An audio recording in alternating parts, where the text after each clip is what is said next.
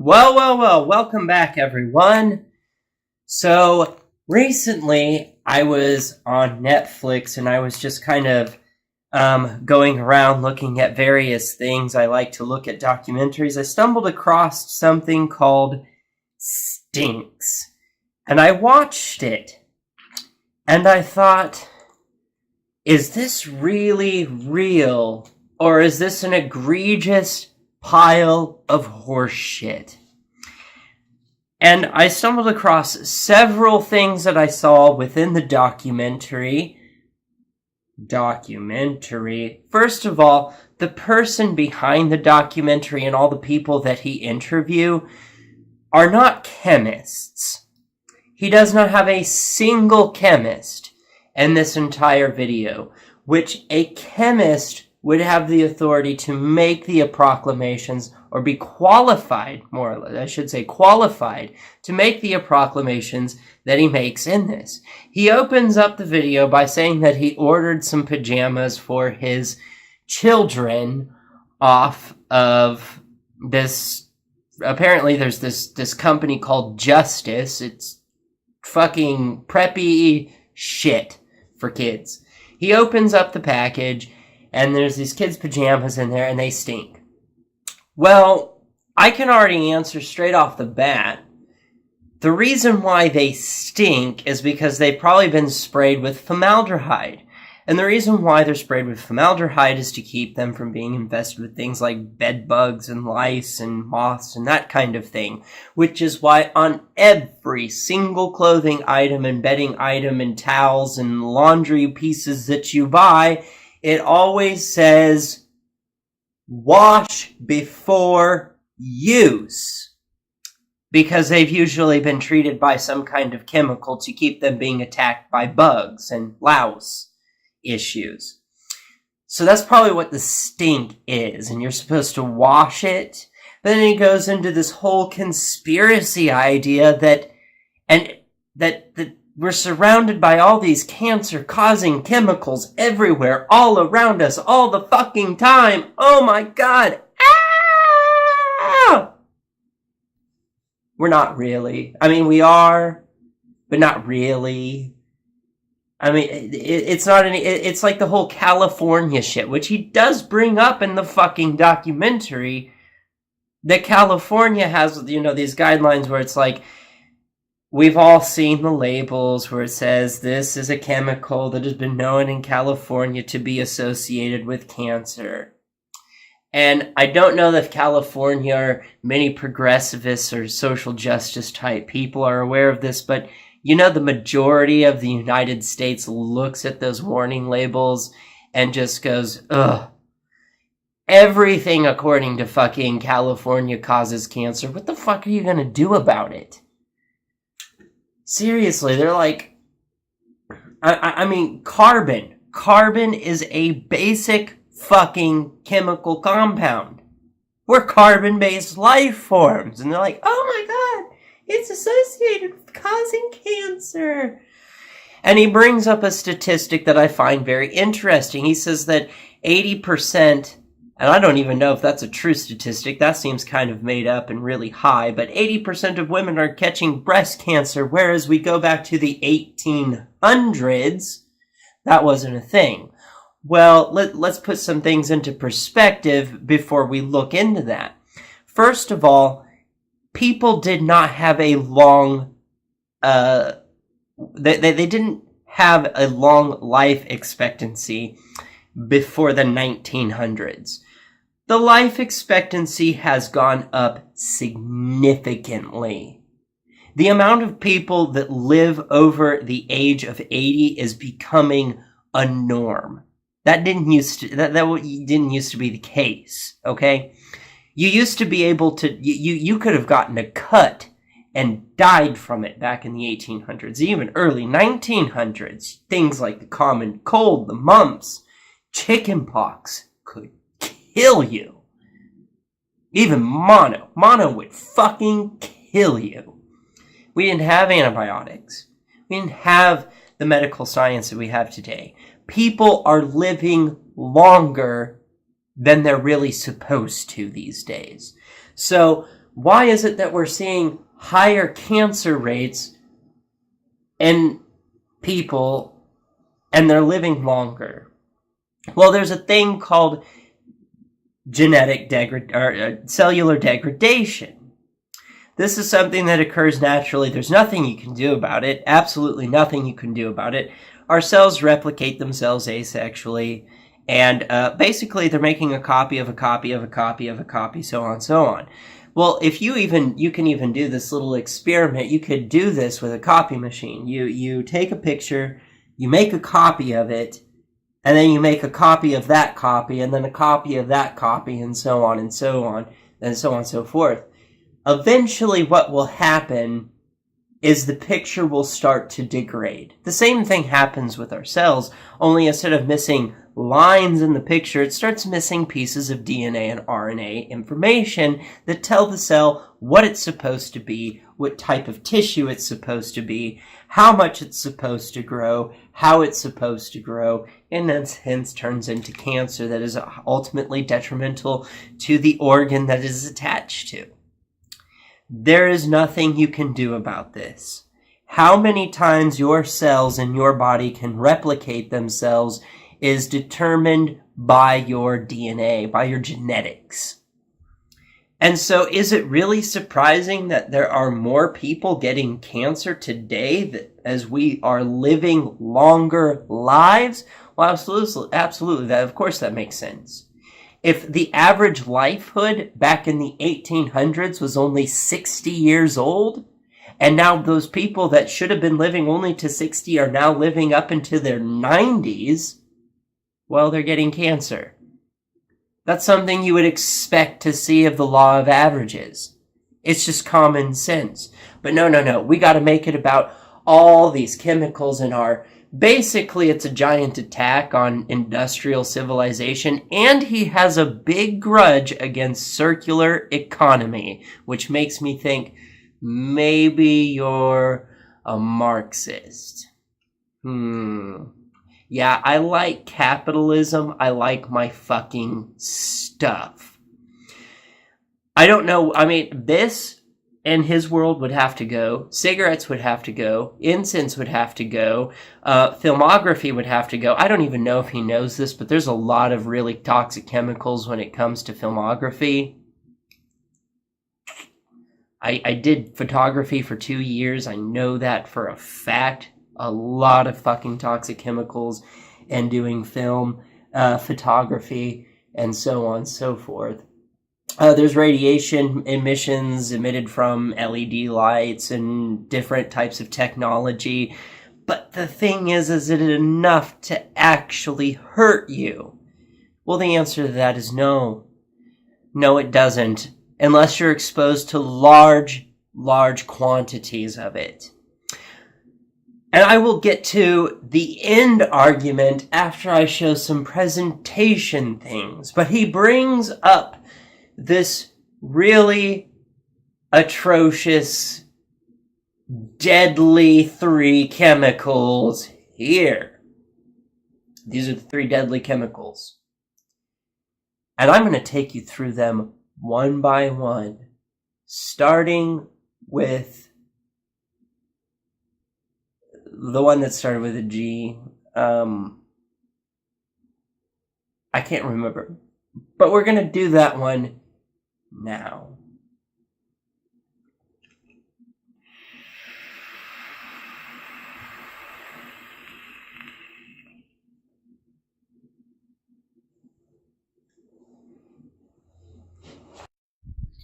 So here we're going to talk about the first chemical that was on his little list, Galaxolide.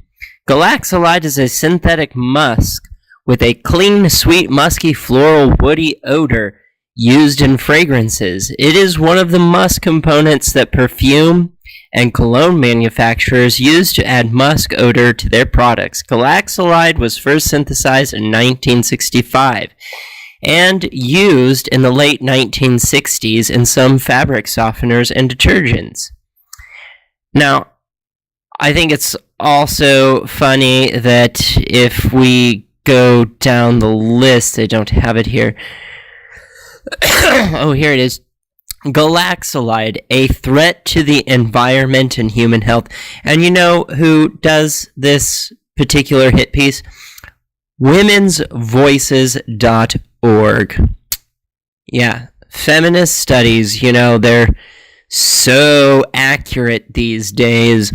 But I'm interested in the toxicity of Galaxolide. So let's go ahead and look at that. Galaxolide is a synthetic musk and is a commonly used fragrance ingredient in household products. This chemical is highly toxic to aquatic life. Galaxolide pollution is a growing problem to the Great Lakes region. So far, the only thing that I can find that is, and this is from womensvoice.org, so I don't know if that's really something that, I would consider someone who has the authority to speak on that matter, or is qualified to speak on that matter. And so far, if the only thing you're telling me that is affected by this particular chemical compound is the Great Lakes, then really we're doing quite well. But I'm curious about the toxicity level for human beings, and this isn't saying it.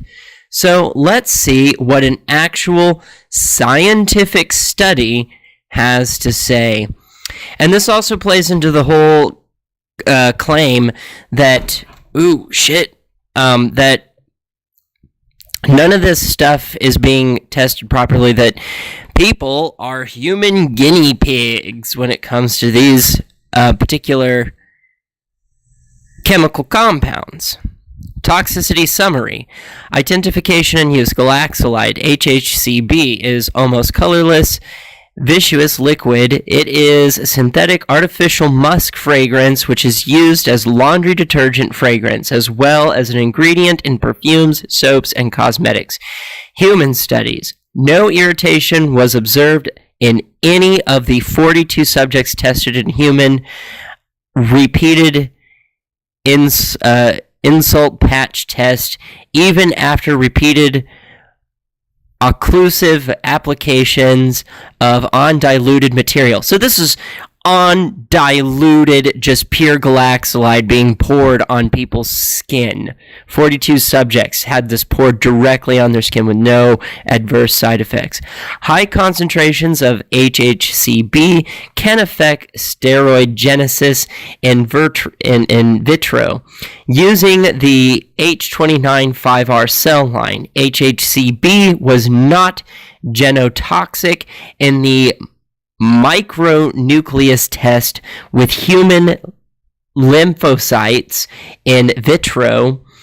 In the presence and absence of the metabolic activation. Animal studies. HHCB was added to the diet of rats at levels calculated to result in mean daily doses of 5, 15, 15, or 150 milligrams of HHBC.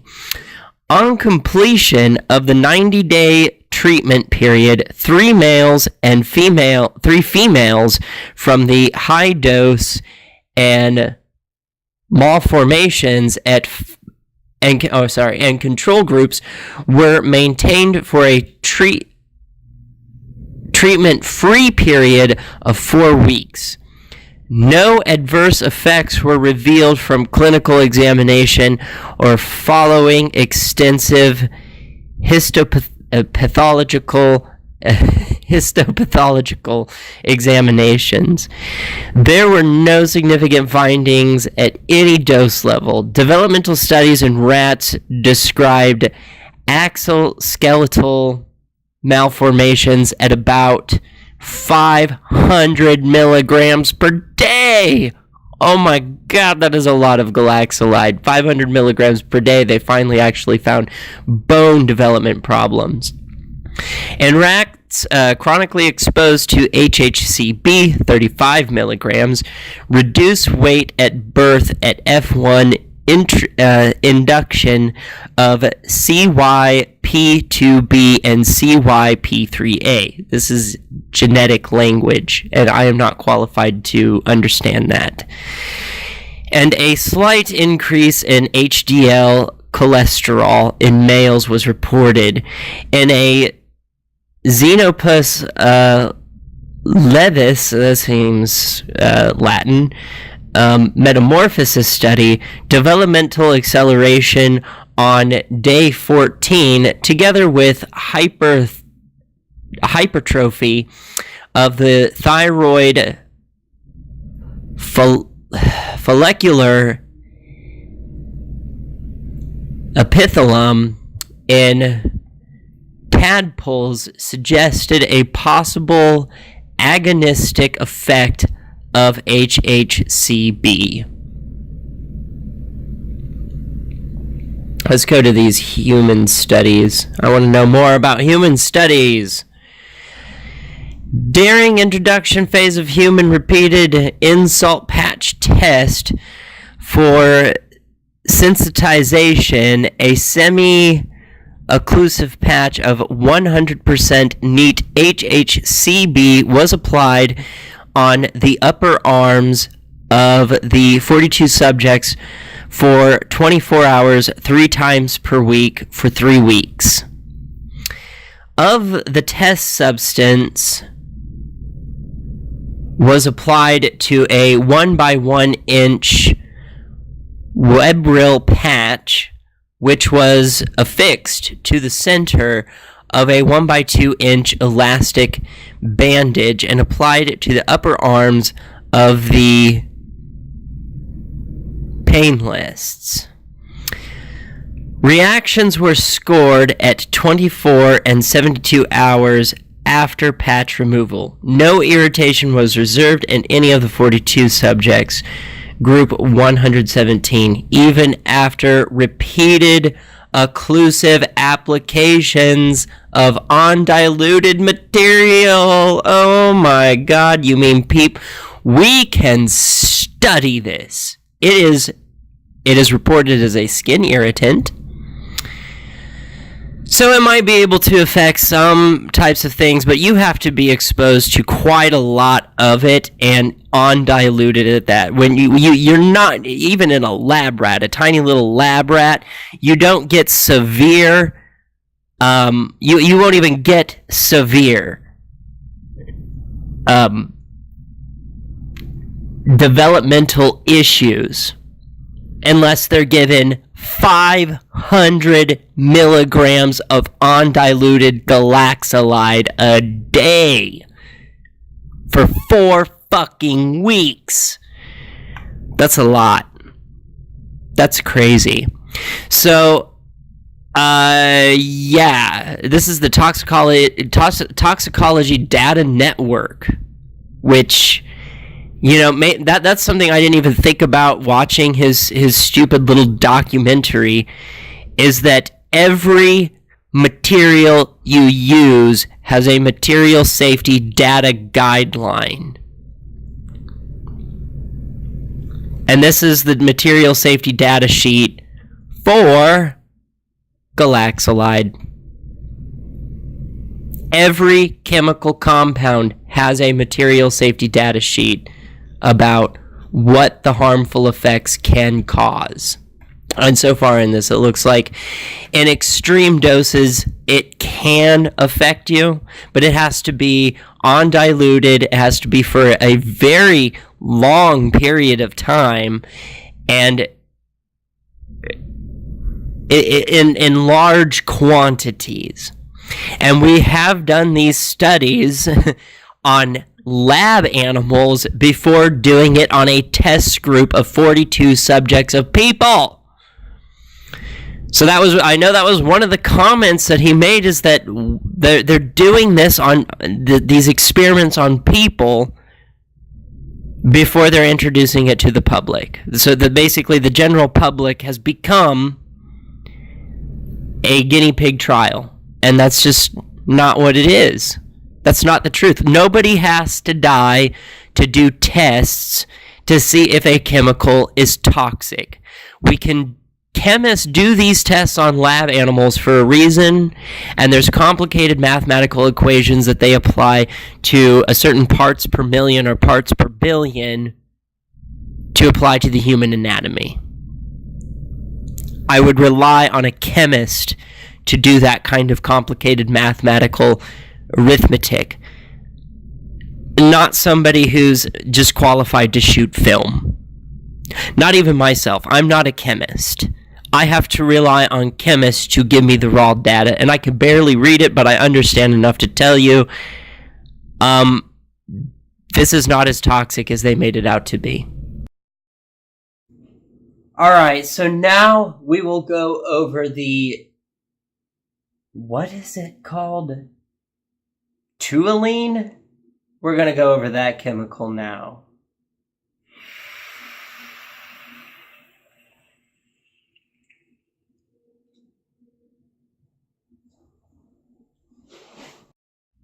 The second chemical on his list, and I'm not sure if I'm pronouncing it correctly, Toluene. I don't think I have to pronounce it correctly to be able to read that and write that and research it. But basically, this is like paint thinner, also known as Tutul, or I guess that's how you say it, is an aromatic hydrocarbon. It is colorless, water-insoluble liquid with a smell associated with paint thinners. It is monosubstituted benzene derivative consisting of a CH3 group attached to a phenyl group. I know many people, I don't know what that means. It's not important.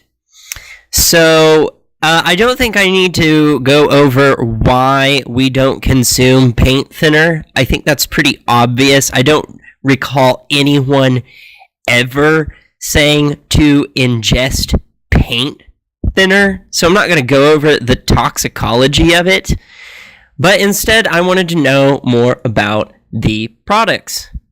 And what do we have? Because, you know, this guy makes it sound like it's in fucking shit that you're going to put in your goddamn mouth. Like this chemical is in your beauty products. Well, it's probably in fingernail polish and fingernail polish remover, but it's not in your goddamn soap, is it? All most common household products that contain toluene include spray paints, primers, multi-purpose cleaners, liquid or aerosol, contact cement. Yeah, I'm totally going to eat contact cement and put it all over my body. Floor polish, paint thinners, bath mats, wood sealers. These are things you should not be ingesting, obviously. I didn't mean to click on that. So, okay. And then remember what I said about the material safety data sheets. Oh, they got one on this one too. Go away, AVG. They got one on toluene. Oh, oopsies. Here's the material safety data sheet. We can just go directly to the toxic crap because this is an OSHA regulated guideline. Every single chemical has an MSDS report on it. Every single one. Every fucking one. If you are in management and you work at a company, every single chemical that company uses has to have on file the MSDS material safety data sheet about said chemical and the toxicology of said chemical. And OSHA regulates that those companies have to have its employees sign a piece of paper stating that they at least know where to find the MSDS report on specific chemicals that they are exposed to if it gets on their skin, gets in their eyes, or they ingest it by accident. Every chemical. It is federal fucking law, bitch, in your face. The documentary is just total dog shit. But here we go. You know, we talk about eye contact, you know, that it's going to cause irritation, skin contact, irritation. You know, just wash it out. Inhale. If you inhale it and you start feeling funny, because this is often known as huffing, you know, people do this to get fucked up. Just get to oxygen. It might give you some diarrhea, but Ingestion. Here we go. If you ingest this shit, it says do not induce vomiting unless directed to do so by medical personnel. Never give anything by mouth to an unconscious person. If large quantities of this material are swallowed, call a physician immediately. Loosen tight clothing such as a collar, tie, belt, or wristband. And it seems like there was a potential chronic health effects, carcinogenic effects, not classified for human or animal by ACGIH. 3, not classified for human. Yeah, don't eat this. Don't eat, all those products that I mentioned. Don't eat your bath mat. Don't eat contact cement. Don't eat it. Let's move on to the next one.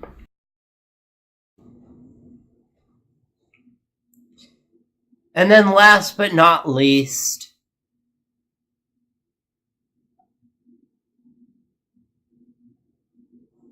Oxybenzone.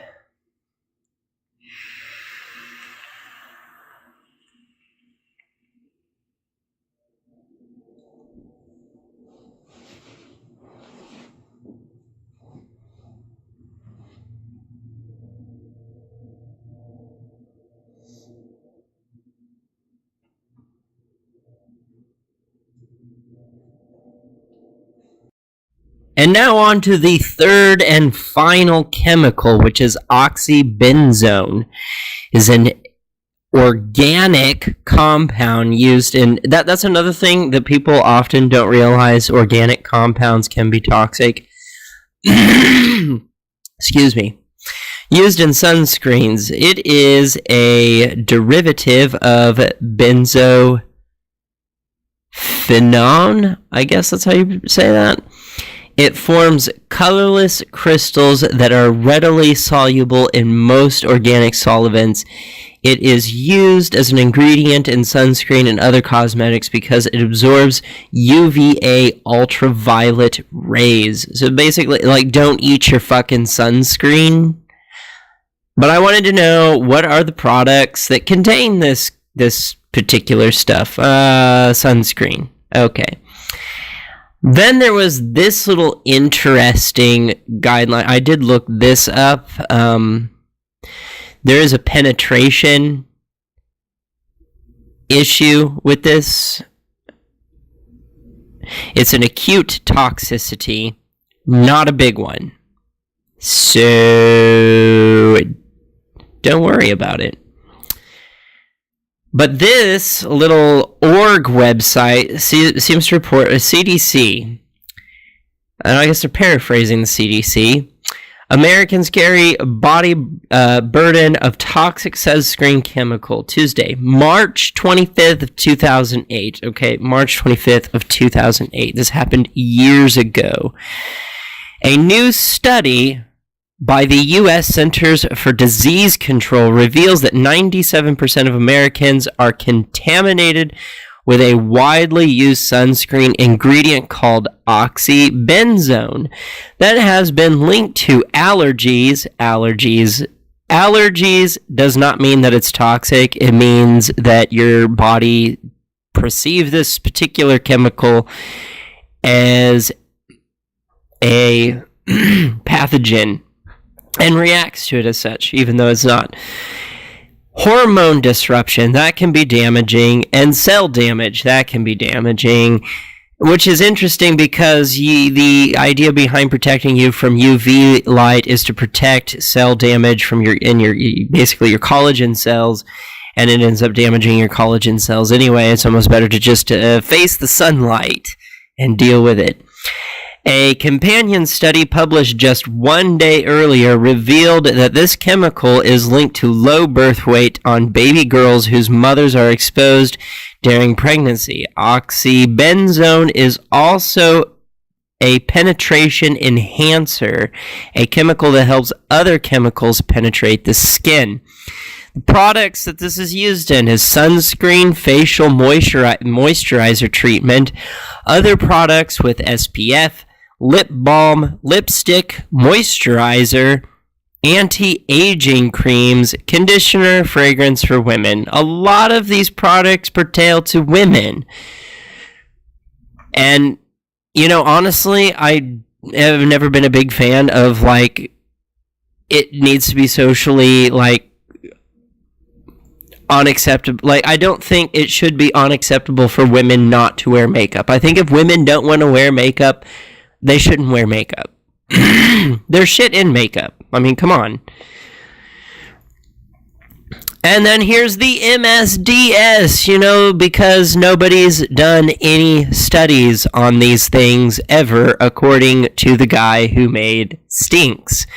Because his fucking documentary stinks. So, ingestion, it says the same thing as it usually. Basically, don't eat this shit, and if you do, get medical attention. But I also wanted to point out that along with the OSHA laws and regulations, they don't just tell you what to do if it comes in contact with you. They tell you how to actually handle these chemicals. This is part of MSD, the Material Safety Data Sheet. They tell you how to handle them. They tell you how to store them. They tell you what temperature they're combustible at, or what they will ignite. What you should do to contain it. How you should clean it up. How you should dispose of this product. All of this stuff is listed in the Material Safety Data Sheet that is mandatory for every chemical by law. This is a federal law. This guy's whole proclamation is that there's no that we're just human guinea pigs. Oh, they don't know what this stuff does. No, it's right here. What are you talking about? We don't know what it does. We do know what it does. To be honest, I've never been a big fan of sunscreen. And to be honest with you, even sunscreen or not, as I said before, the sun rays are eventually going to damage the collagen cells in your skin anyway. I mean, you're fucked. So, I mean, yeah, maybe you do have an actual case with this particular chemical that it shouldn't be used in products. I'll agree to that. But I'm not going to go around being paranoid of lipstick and lip balm because it might have the, because I might every once in a blue fucking moon, and I mean like once every 5 fucking years, might put some on my face. I'm not going to live in fear of this chemical because of that. Fuck no. Fuck no. Okay. So after all that, it's not just these 3 that he complains about, which I find interesting because he complains about lead levels in certain items, like in necklaces, jewelry, and that kind of thing.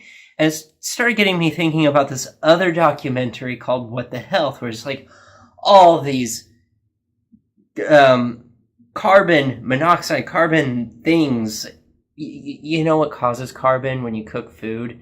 Combustion. Anytime you cook food, there's going to be carbon, and carbon is, by California regulations, linked to causing cancer, which is why this is reportedly to be safer than cigarettes because there's no combustion. It's vaporized. There's no combustion.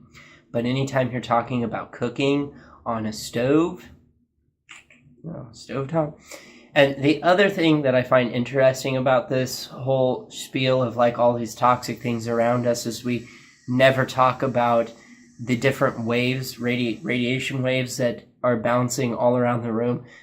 You know, like you even have people handling toxic materials like uranium. And it's like you can do that. And the other thing that I found interesting too is that his kids still they attend a school, a school that still uses asbestos as an insulation, and that is illegal. The school that I went to, their asbestos room was shut down, blockaded, and prevented by the government from being used. So why his kids at this day and age are attending a school where asbestos is being used is really bizarre. But the likelihood of getting cancer from a child attending a school, it's not very high that they're going to get cancer from that. The teachers are more likely to get cancer because they spend more time in the school. And you have to have almost direct contact with like dust particles of asbestos to really have that link. Actually, that I have a chart of lungs and stuff that was used in an asbestos case that I found Urban Exploring. I found a bunch of, like, the house that was made of asbestos. They found black particles on the lungs from the asbestos. That's from inhaling asbestos dust. And it's not something that just because you come in contact with asbestos that you're going to get. But it is illegal to use asbestos as like, I think especially like a gaseous liquid form. I'm not sure how they do it, but it is illegal to use. So why the school his children are attending still use it is beyond me, because that's illegal. And we don't cover things like microwave ovens and all that sort of shit. So at the very end, he interviews this woman. Now, they have a child psychologist. They have a lot of authors. Nobody really from any STEM research, which should send off a lot of red flags. To be clear, this is a documentary called Stinks on Netflix. The guy who directed and put it together is nothing more than a filmographer. He's a director. So I don't think he's qualified, neither am I, but I at least wanted to do some research, and I remembered MSDS, Material Safety Data Sheets, because he makes the proclamation that there is no testing, there is no material out there that says the toxic level of this stuff, and that's just simply not true. Every chemical compound has an MSDS, a Material Safety Data Sheet. That's federal law. That's OSHA regulated, hands down. And they make the proclamation that how many, he keeps talking about his dead wife throughout the entire thing, and I think that's tragic that he lost his wife. But it's almost like he's trying to find a scapegoat, because, his wife just couldn't have died of cancer. It had to be the cause of something. It can't just be, it couldn't be her genetics. It couldn't just be, shit happens in life. People die. You're going to die eventually. Probably from cancer. More than likely from cancer. But that doesn't mean everybody dies from cancer, and they never point out the statistics on how many people are exposed to these chemical components that never catch cancer. They don't explore that aspect at all, which sent out another red flag to me. And, when somebody says at the end of the video, at the end of the documentary, another thing they brought up was fluoride in water. Well, there's been thousands of studies that show that people who grow up in cities with fluoride in their water have less tooth deterioration than people who grew up without fluoride in their water. I have dated nothing but country boys that have grown up without fluoride in their water, and I can tell you, even after all the drugs and things that I've done to my body, my teeth are in better condition than theirs, even though they didn't do half the things that I've done. I grew up with fluoride in my water. They didn't. Fluoride does not cause tooth decay. It prevents it. And it's at a certain parts per million, so it's not toxic. It's just not. So, at the end of this documentary, he has one of his unofficial, one of these unofficial people talking about things. They say, well, the problem is that we need indisputable evidence to bring to the table to actually do something about it. Well, of course you need indisputable evidence.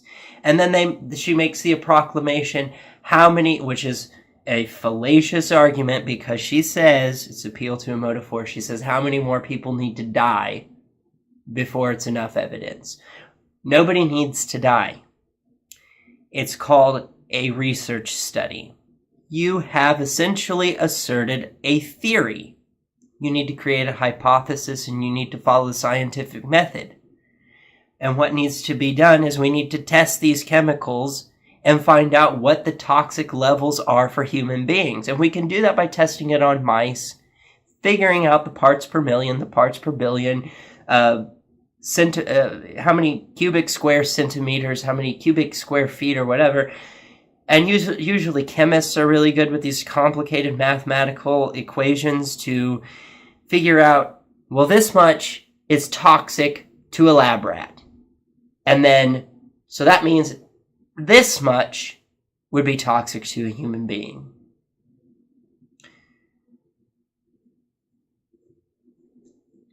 And so no one needs to die. I think this guy is really, really paranoid about cancer. And I think ultimately people are just paranoid about dying in general, particularly of cancer.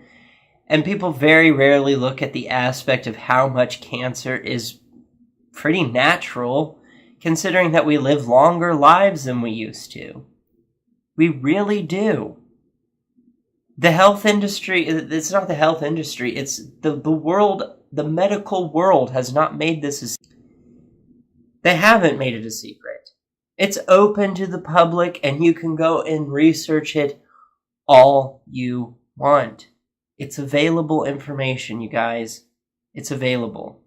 But spreading this kind of propaganda, this fear-mongering, and making everybody afraid of the products all around their house is insane. And one of the things that he also brings up is a type of mining for gas.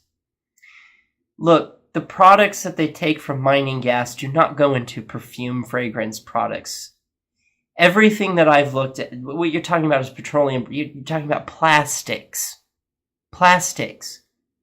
And only 60% of the gas mining is done in the way that he was talking about.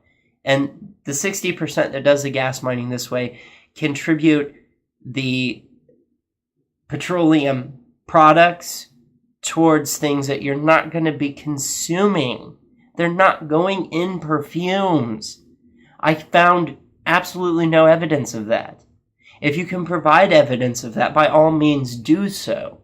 But I have not found any evidence that they put this stuff in perfume or colognes. Personally, I don't like to wear perfumes and cologne because I don't like that really weird, sweet, chemically smelling stuff. It makes my nose booger up and it's just like, it doesn't smell good to me. I like essential oils like patchouli and frankincense and stuff and incense. I like those smells, so I don't even really use those. And so maybe, and they bring up flame retardant stuff. And I started thinking about the brands of clothes that I wear, and nothing that I have is flame retardant. And I started thinking, maybe you should stop being a yuppie and go back to your hippie roots and buy cheap. And stop buying all this designer shit, like from Justice. Stop buying that shit. It's ridiculous. It's absolutely ridiculous. They print their brand name on their clothes, and you become a walking advertisement. Fuck that. So, of course you need substantial evidence. Nobody needs to die.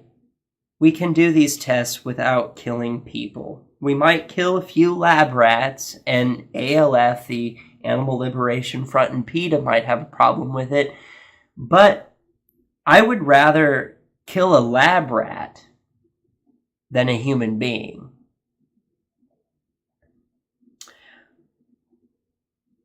But I'm more of a realist, and I understand that, there's this kind of hierarchy of the animal kingdom, and we've kind of climbed to the top. And the reason why we have a digestive tract that's part carnivorous and part herbivore is because we're an omnivorous creature, like most and in fact, our meat even resembles other omnivorous creatures. So we are not herbivores. Sorry to say. We're not carnivores either. We're omnivorous. We eat weird shit, like escargot. Ugh. Anyway, like, share, subscribe, and, I mean, if you want to debunk me, I am open to it, but I like things explained to me, not told. You can say, hey, what you said here is not true, and here's why. And one of the things that I noticed in doing research into this is the word social justice appears quite frequently, and women's studies. Can we please keep that out? Because at that point, you're already admitting that there's bias in it. I want hard data, if you could, please. That's all I'm saying. That's all I'm saying. Anyway, like, share, subscribe, comment, let me know what you think in the comment section. And links will be provided in the description below. And with that, out!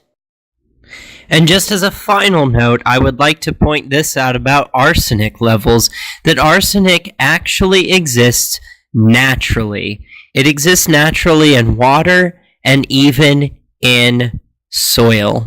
And there is a natural level of arsenic within the human body.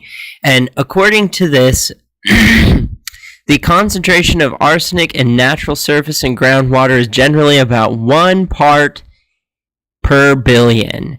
And a lot of times when we hear this ppb, we're not used to seeing ppb. We're used to seeing ppm, parts per million. This is even more than that, parts per billion.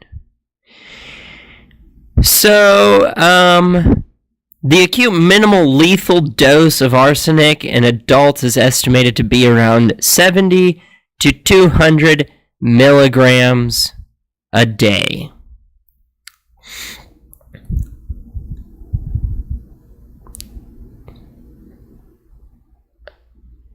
What is arsenic?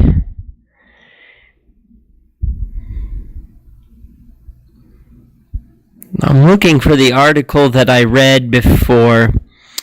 Here it is.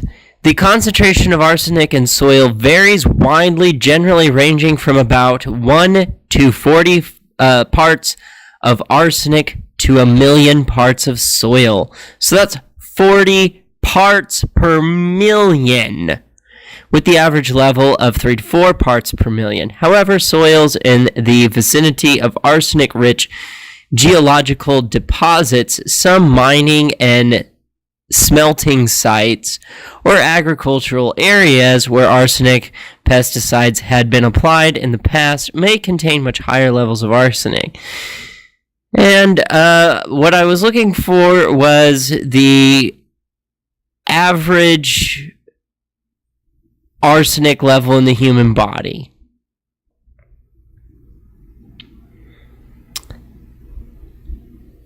If you swallow arsenic in water, soil, food, most of the arsenic may quickly enter your body. The amount that enters your body will depend on how much you swallow and the kind of arsenic that you swallow. This is the most likely way for you to be exposed near a waste site. If you breathe air that contains arsenic dusts, blah, blah, blah, blah, blah, blah, blah, blah, blah. Basically what I read is that the average person contains 40 to 140 parts per billion of arsenic within their system. This is natural. This is something that occurs in our environment. It exists in the soil and the water that we drink without human intervention. And I read it somewhere in here, and I don't know where it is. But I just thought I would leave you with that there are things that are completely natural that are toxic. And there are things that we consider to be toxic that exist naturally within the human body. So I'll leave you with that thought, that maybe we shouldn't be so paranoid about all these things. because it's really leading us nowhere.